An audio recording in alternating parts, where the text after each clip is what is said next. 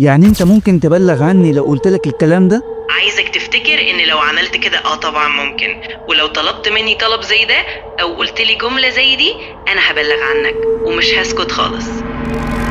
شات جي بي تي قرر ان هو يبلغ عنك لو انت قلت له الكلام اللي انا هقوله لك ده، وفي حاله تانية قرر برضه ان هو مش هيبلغ عنك تماما وهيسيبك براحتك. المفاجاه ان شات جي بي تي اعلن انه في فريق بشري هيراجع الكلام اللي انت بتقوله له لو انت في يوم من الايام فكرت تقول له كلام معين. والكلام ده حصل بعد ما شات جي بي تي تعرض لقضايا وهجوم كبير جدا من الناس بعد المشاكل اللي حصلت بسببه الفتره الاخيره، وخصوصا بعد ما خلى شاب ينهي حياته وساعده على كده واترفع عليه قضيه بسبب الموضوع ده. وفعلا شات جي بي تي قرر ان هو يعين الفريق البشري علشان يراجع الكلام اللي انت بتقوله له، ولو شك فيك هيبلغ عنك. بس الحاله دي قرر ان هو هيبلغ عنك لو انت فكرت تاذي حد تاني غيرك. اما في حاله تانية خالص ان هو شايف من خلال الشات بتاعك انك بتحاول تاذي نفسك، ففي الحاله دي هيسيبك براحتك وبيعتبرها خصوصيه جديده. بس تعالى هنا نقول ان في ازدواجيه في الموضوع. هو انت منين بتقول ان انت بتحمي خصوصيه الشخص وفي نفس الوقت بتقول انك هتبلغ عنه لو فكر ان هو يأذي حد غيره؟ طب ما الاولى انه لو فكر يأذي نفسه تنصحه وتقول له بلاش، او تبلغ فعلا عنه عشان ما يأذيش نفسه. وهنا بان التناقض في كلام شات جي بي تي او شركه اوبن اي اي اللي اعلنت في قضيتها قدام نيويورك تايمز انها بتقول انها بتحافظ جدا